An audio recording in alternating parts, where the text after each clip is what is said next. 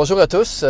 Pour cette nouvelle capsule vidéo, j'ai la chance d'avoir avec moi Éric Blanchet, investisseur à succès, quelqu'un qui bouge beaucoup dans les dernières années dans la région de Québec. Bonjour Éric. Bonjour Patrice, bonjour tout le monde. C'est ça. C'est un peu Éric, ce qu'on pourrait faire pour les 15 prochaines minutes. Il va nous peut-être donner un peu son parcours, là, donner quelques trucs pour naviguer dans le marché aujourd'hui. Éric, comment tu as commencé? C'est quoi qui t'a intéressé à l'immobilier? Puis, qu'est-ce qui t'a poussé à aller vers ça? Ce qui m'a poussé à l'immobilier, c'était quelque chose un secteur qui m'intéressait depuis longtemps. Mais j'avais personne dans mon entourage qui connaissait ça ou qui avait des immeubles. Fait que j'ai arrêté mon analyse. J'allais pas plus loin que ça. Puis, il y a 4 ans, j'ai décidé de faire un changement de carrière. Je voulais faire autre chose. Puis là, je me suis intéressé, j'ai creusé, j'ai rencontré des gens. Puis là, j'ai dit, OK, ça m'intéresse, je veux... C'était quoi ton background? Dans quoi ça? J'étais consultant en amélioration d'efficacité, donc j'aidais les entreprises à améliorer leur performance, beaucoup d'entreprises manufacturières. Je voulais faire l'optimisation. Ouais. Oh, ben ça, c'est le sujet de l'heure en immobilier, mon ami. C'est exactement ça que je fais maintenant, mais en immobilier.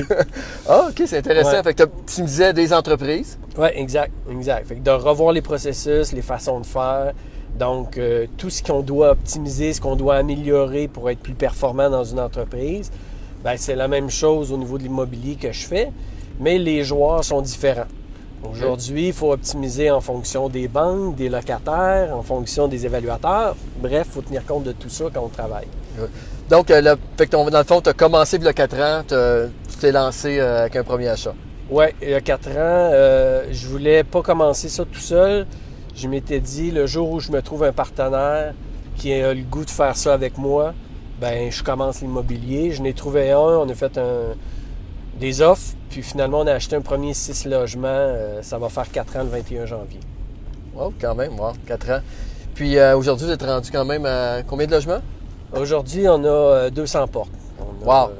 200 portes, c'est en 4 ans? Oui, ça a été une belle croissance. Ça a bougé comme. Puis, dans le fond, au départ, c'est une première mise de fonds, puis ensuite de ça, vous avez optimisé, refinancé, ça avait grandi comme ça? Exactement. On a acheté un premier 6, après ça, on a acheté un duplex qui était une opportunité, une reprise de finances, un autre 5, puis après ça, on a commencé notre cycle de refinancement, optimisation. Ça, je dis souvent aux gens, c'est les 5 premiers immeubles ou 6 premiers, là. Mais écoute, tu en achètes un par année pendant 5 ans ou 6 ans, et ensuite, les refinancements arrivent plus vite que souvent que tu es capable de trouver des immeubles. Oui, c'est ça. Non, effectivement. Puis il y a des opportunités. Plus que tu es actif, plus que des opportunités qui se présentent à toi, puis plus que tu as de solutions aussi. Tu sais, quand tu rencontres des gens qui te parlent d'immobilier, ils te font penser à des choses que tu peux te servir pour tes immeubles. Fait que tout est exponentiel, aussi bien l'argent que l'expérience. Là. OK. Puis, toi, dans le fond, de la région de Québec, les immeubles, y a-tu des secteurs préférés ou tu aimes mieux quelqu'un qui est plus dans les grands centres, en région? Bon, moi, c'est sûr que nos immeubles sont tous à Québec. On va dans des secteurs où il y a une plus-value potentielle. Okay. On n'achète pas de neuf parce que pour nous, on n'est pas capable d'aller chercher notre mise de fonds.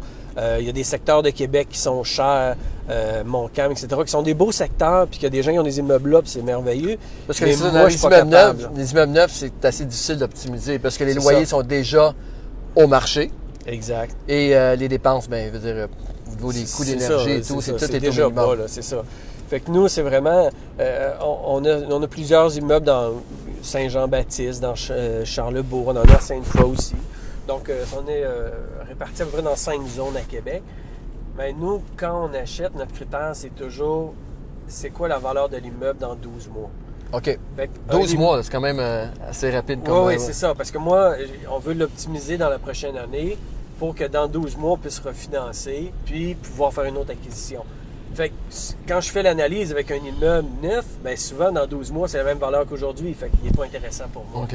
Fait que ça me prend un immeuble qui a du potentiel. Fait que c'est ça. Fait qu'un immeuble où il y a quand même au niveau des revenus ou dépenses. Puis justement, quand tu parles de potentiel d'optimisation, pour toi, qu'est-ce que tu privilégies? C'est-tu plus l'augmentation des revenus ou couper les dépenses? Ou c'est quoi qui est ton point fort? Ben, en fait, nous, ce qu'on va... on va commencer par sortir l'état des résultats, puis on va analyser chacune des lignes pour voir comment on peut l'améliorer. OK. Donc, chaque dépense, s'il y a des dépenses d'énergie, ben, qu'est-ce qu'on peut faire pour chaque élément? Tu sais, y a-tu l'éclairage qui est changer des lumières? Tu sais, c'est des détails, mais qui donnent à la fin beaucoup de sous. C'est sûr que faire de la conversion, s'il y a un potentiel, on va le faire. Mais on ne le fait pas tout le temps parce qu'il y a des immeubles qu'on a achetés qui sont chauffés, puis ils sont entourés d'immeubles chauffés. Donc, OK. tu dis, si nous, on l'enlève, on se retrouve désavantagé pour des immeubles, des logements équivalents. Fait qu'on les a pas enlevés dans ce OK, cas-là. parce que les gens font pas toujours la différence quand ils regardent des annonces classiques, c'est dans tel secteur, puis les tiens sont... dans le fond, c'est ça. S'ils sont moins chers, mais que c'est pour les gens... Oui. C'est ça, c'est parce que si je baisse le prix parce que j'ai enlevé le chauffage, j'ai rien gagné. Fait qu'il faut que je réussisse à avoir un prix intéressant. OK, absolument. Mais là, quand ils viennent visiter puis c'est pas chauffé, ils vont aller louer chez le voisin. Fait que là, je me Fait qu'à prix ramasse en égal, visite. c'est ça, exactement. C'est ça. Les gens font pas la différence par rapport à la qualité aussi, Fait- non nécessairement du logement. C'est ça. Fait que là, on va travailler vraiment chacun pour chaque élément pour voir qu'est-ce qu'on peut faire avec. Puis après ça, on fait notre plan d'action pour la prochaine année, puis là, on le travaille. Puis dans tes expériences, que ça a été plus facile d'augmenter les revenus ou de baisser les dépenses? En fait, c'est dur à dire. C'est vraiment du cas par cas. OK. Ça dépend toujours des...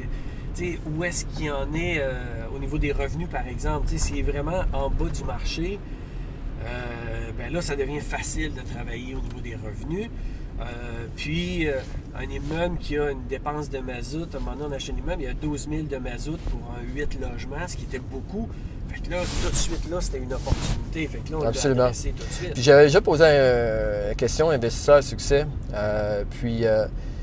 Richard Brasseur de Imo Première, pour être précis, il m'a répondu, Patrice, il dit ça dépend combien ça coûte. C'est-à-dire combien ça coûte pour augmenter le loyer d'$1 versus combien ça coûte pour baisser la dépense d'$1. Puis ça. avec ça, souvent, tu vas faire ton choix selon le projet. Là. Exact. C'est un très bon point parce que s'il faut que tu rénoves tout le logement pour augmenter un peu la valeur, c'est pas logique. Là. Fait que, dans le fond, c'est ça. Fait que moi, nous, en fait, comment on le travaille, là, c'est qu'on sait combien on a d'argent disponible à investir dans l'immeuble. Oui. On sait c'est quoi la valeur qu'il va avoir dans 12 mois. Fait que là, on connaît notre revenu net qu'on a besoin d'avoir dans 12 mois pour atteindre cette valeur-là. Fait que ton refinancement est déjà au départ préparé. C'est-à-dire tu travailles en conséquence. Je l'ai dans ma tête. Absolument. Fait que moi, je fixe un revenu net que je dois atteindre. OK. Fait que là, après ça, je vais regarder mes différents éléments qui vont me permettre d'atteindre ce revenu net-là. Puis, si c'est les dépenses ou les revenus, c'est là que je vais l'adresser. Fait que j'ai ma cible en achetant l'immeuble, j'ai ma cible combien il faut que j'ai de revenus net dans 12 mois. Donc, quand tu analyses un immeuble justement en regardant ligne par ligne, tu arrives à un revenu net en bas. Au niveau des ratios, quand tu achètes, on regarde souvent le coût par logement, indicateur de revenu net, indicateur de revenu brut, taux de rendement interne, et ça. Y a-t-il un des ratios que pour toi, il est très important? Ou sont tous, bien sûr, dans l'ensemble, mais ouais. y a-t-il un particulier que... Celui avec lequel moi je travaille le plus, c'est le revenu net, le Ouais. TGA. Pourquoi? Parce que moi, quand j'achète un immeuble, c'est pour... Je veux qu'il y ait une certaine valeur dans 12 mois à la banque, avec l'évaluateur aussi. Puis eux, c'est ça le principal outil qu'ils travaillent, Absolument. le TGA. Et tu veux parler le même langage que la banque va parler dans 12 C'est mois, ça. absolument. Fait que moi, c'est pour ça que je dis, mon objectif, c'est une valeur dans 12 mois. Donc, c'est quoi le TGA qui s'applique dans ce secteur-là au marché? Mm-hmm. Puis, c'est quoi le revenu net que j'ai besoin d'avoir? Puis, c'est comme ça que je fais mon analyse. Parce que moi, je vais regarder des multiplicateurs de revenus net, de revenus bruts actuellement pour voir, OK, est-ce que je pense qu'il y a du potentiel? Mais rapidement, pour moi, ça devient secondaire. C'est est-ce que mon multiplicateur de revenus net l'année prochaine, je suis capable de l'avoir à tel taux avec un revenu net de temps? Puis donc, vraiment, c'est le potentiel de mon immeuble dans 12 mois. OK. Donc, maintenant, mettons que tu as un horizon d'investissement sur ton retour sur investissement, bien sûr, à court terme quand même, en 12 mois, pour un refinancement, bien sûr, ensuite, à long terme, parce que tu Exact. détiens les immeubles. Tu n'es pas quelqu'un qui achète et qui revend. Tu es vraiment Non, quelqu'un qui on n'en a détient. vendu aucun depuis qu'on a commencé. Donc, c'est ça. Fait qu'à partir de là, quand tu as ton horizon d'investissement de 12 mois, j'imagine, est-ce que toi, tu es plus SCHL ou conventionnel? Probablement conventionnel parce que c'est plus court. Ben, en fait, tous nos immeubles, on les achète conventionnels avec sur un an. Donc ça, c'est l'achat. Oui. Quand on va au refinancement, là, on va aller sur du plus long terme, du 5 ans généralement, des fois bon, un peu plus court. Mais bon, concernant les SCHL, on en a refinancé quelques-uns SCHL. Oui. Souvent, on observait un écart de valeur entre un immeuble, entre l'évaluation de la SCHL puis notre rapport d'évaluation, qui faisait en sorte qu'on n'avait pas tellement plus de sous, même si on finançait à 85 en regardant aussi la prime qu'il y avait à payer. Donc, beaucoup ont été refinancés conventionnels aussi. Ben, c'est souvent le cas, hein, parce que dans le financement, souvent les évaluateurs SCHL vont être, ou la SCHL en fait, là, les souscripteurs vont être un petit peu moins agressifs dans le financement qu'un évaluateur agréé. Donc, souvent 85% de financement SCHL versus 75% de financement conventionnel, voire souvent arriver au même, à peu près le même montant, parce que l'évaluation agréée va être des fois plus agressive. Mais bon, il y a toujours le taux d'intérêt qui fait une différence, mais la prime, c'est pas... C'est ça, mais moi je pense que cette réponse-là, en fait, elle n'est pas figée. Je pense qu'elle dépend du secteur où est-ce que tu es, ça dépend du type d'immeuble, ça dépend de l'année où est-ce que tu es, ça évolue ça.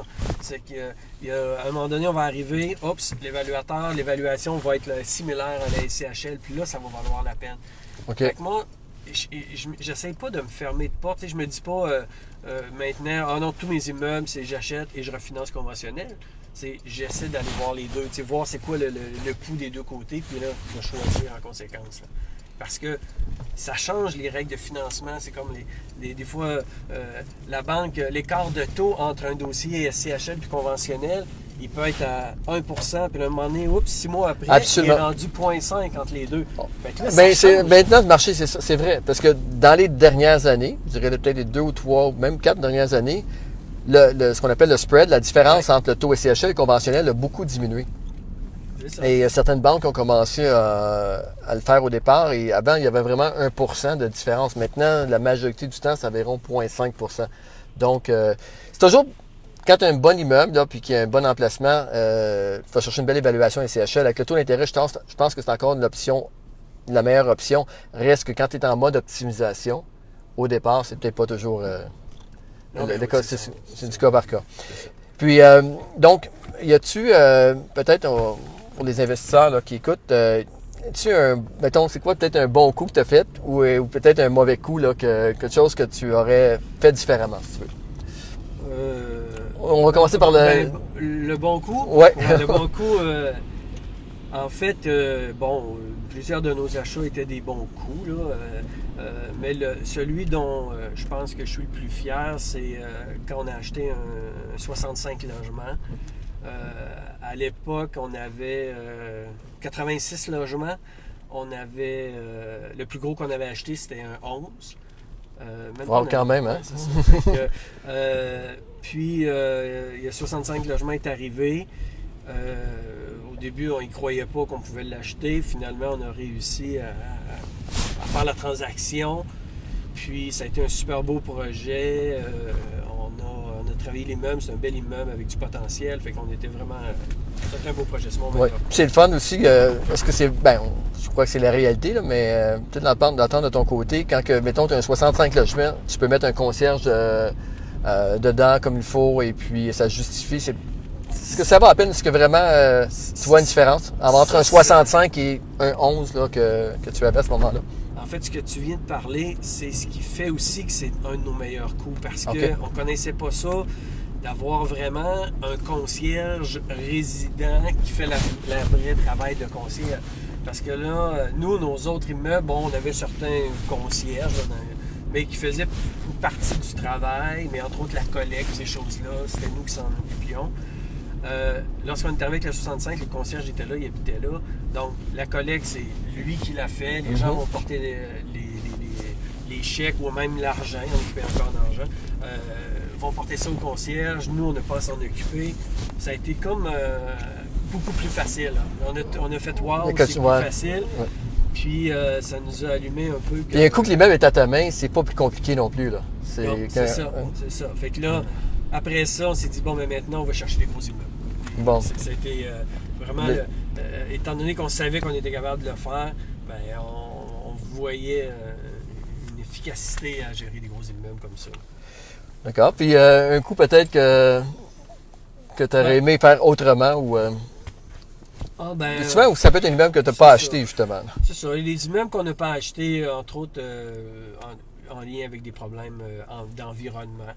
Fait que, bon, on a découvert, on s'est fié à personne, à l'expert environnemental qui nous a dit il faut faire une étude. Puis nous, on ne voulait pas la faire. Finalement, il l'a fait, puis c'était contaminé. Fait qu'on s'est retiré. Fait que, on a été chanceux. En effet, parce que moi, il y a toujours deux choses qui sont beaucoup de facteurs quand on achète un immeuble et quand on fait de la vérification diligente.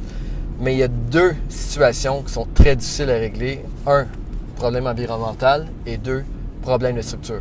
Puis j'ai bien des investisseurs à succès qui vont me dire, Patrice, c'est les deux seules choses pour moi qui sont importantes. Le reste, je sais que je suis capable. Je vais regarder plusieurs aspects, mais c'est les deux seules choses que je veux vraiment pas me tromper.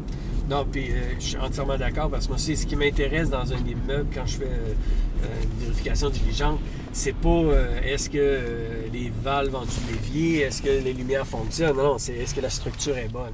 C'est ça, parce que c'est le plus dispendieux à corriger, puis ça amène zéro valeur pour tes locataires. Absolument. Ça, c'est sûr. Puis au niveau des moins bons coups, là, en fait, où ça a été plus difficile, au début, on achetait, puis on travaillait, on faisait faire des travaux. C'était merveilleux. À un moment donné, on a acheté un immeuble dans lequel il y avait un local commercial. Puis on disait, c'est parfait. Le local commercial n'avait pas vraiment d'avenir, si on veut. Fait que là, on l'a converti en 2 logements. On disait, ça va être un beau projet, tout ça. Ça a été plus long que prévu, plus compliqué dans un immeuble existant, vieux. OK. Fait que ça a été beaucoup de travail finalement, plus que... Pas au niveau de la location par la suite, mais au niveau de la transformation. La transformation, non, la location, ça s'est loué super bien. Ça a été un beau succès, mais on a mis un peu plus d'argent, pas trop. Au niveau de l'argent, ça n'a pas été si pire, mais au niveau de notre temps, l'énergie, de l'effort, c'est ça. Puis bon, c'était quelque chose qu'on ne connaissait pas beaucoup, là, les démarches à la ville, etc. Bon, fait que ça a été un peu plus contraignant. Donc là, on a dit, il faudrait faire attention à ça. Là. Donc, mais sinon, regarde, on l'a fait, puis ça a été quand même une belle expérience. C'est très bien. Écoute, ça fait déjà un petit 15 minutes qu'on est en train de faire l'entrevue. Fait que pour terminer, y a-tu peut-être un conseil ou peut-être un livre que tu as lu sur l'immobilier ou un conseil que tu aurais donné aux gens là, pour terminer là, avant de se lancer ou quelqu'un qui, avant de tomber, souvent de passer à une autre étape dans l'immobilier? En fait, il y a deux choses importantes. Moi, que c'est bon, tu me demandes, est-ce qu'il y a des livres? Moi, c'est sûr que les livres du Club immobilier de Jacques Lépine, c'est la base. Moi, je les ai lus, je les ai relus, je les ai toutes relus parce que c'est des détails, mais c'est la mécanique de base. Absolument. Un coup que tu comprends cette mécanique-là, tu es capable de parler avec ton banquier, tu es capable de parler avec les gens, les évaluateurs, les inspecteurs, etc. Tu as comme la mécanique de base. L'élément important, moi, les gens qui sont en immobilier et qui veulent être actifs en immobilier, c'est le réseau. Ouais. Il faut développer son réseau, il faut rencontrer des gens qui ont des immeubles. Écoutez, si j'avais pas travaillé le réseau, jamais on aurait 200 portes aujourd'hui, on serait à 30 probablement. Parce que c'est des gens que tu rencontres qui te font rencontrer d'autres mondes. Absolument. Là, tu découvres une opportunité. J'ai énormément d'investisseurs qui se sont rencontrés justement dans les soirées du Club immobilier ou autres organisations, là, Corpic ou d'autres coaching, et ainsi de suite. Donc, c'est vraiment du réseau. C'est ça essentiel. Puis, tu sais, tu as des travaux à faire. Un va te référer quelqu'un.